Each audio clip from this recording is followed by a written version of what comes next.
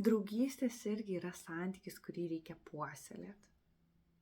Jam reikia laiko, dėmesio, energijos.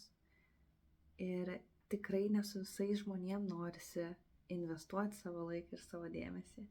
Dėl to reikia labai kažkaip atsirinkti savo žmonės. Tuos žmonės, kuriais gali būti keiščiausių, pilniausių, šviesiausių, durniausių savim. Žmonių pasaulyje yra tiek daug, kad neįmanoma, pavyzdžiui, visiems patikti. Neįmanoma, kad tau visi patiktų. Tai reikia rasti tą savo kompaniją, savo ratą, savo gentį, su kuriais jautiesi taip, taip. Ir tada su jais iš tikrųjų statyti santykį, iš tikrųjų puoselėti santykį. Ir jeigu jaučiat, kad kažkoks įvyko pokytis jūsų santykiai, jūsų kažkokioj draugystėj, nenumokit ranką.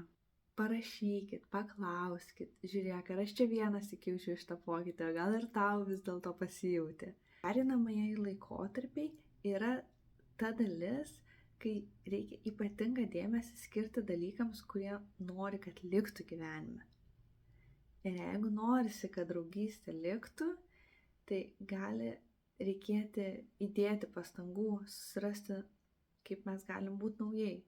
Žiūrėk, aš pasikeičiau kaip žmogus, mano situacija pasikeitė. Tu pasikeitė kaip žmogus ir tavo situacija pasikeitė. Kaip mes galim rasti vėl bendrų taškų, tai kaip mes galim iš naujo susipažinti ir iš naujo, pamėgti vienas kitą ir dar labiau pagilinti savo ryšį. Kaip mes galim su savim naujais atrasti draugystę vėl. Nes besikeičiant gyvenimui mes labai keičiamės. Ir natūralu, kad tame pokytyje kartais reikia iš tikrųjų paieškoti.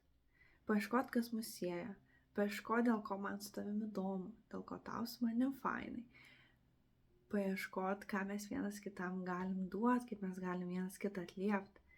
Kartais gyvenimo kelyje antiek išsiskiria, kad atrodo mes gyvename antiek skirtingą gyvenimą, kad aš visai net nesuprantu, per ką tu eini. Bet gal yra kažkas, kas mus vis dar sieja.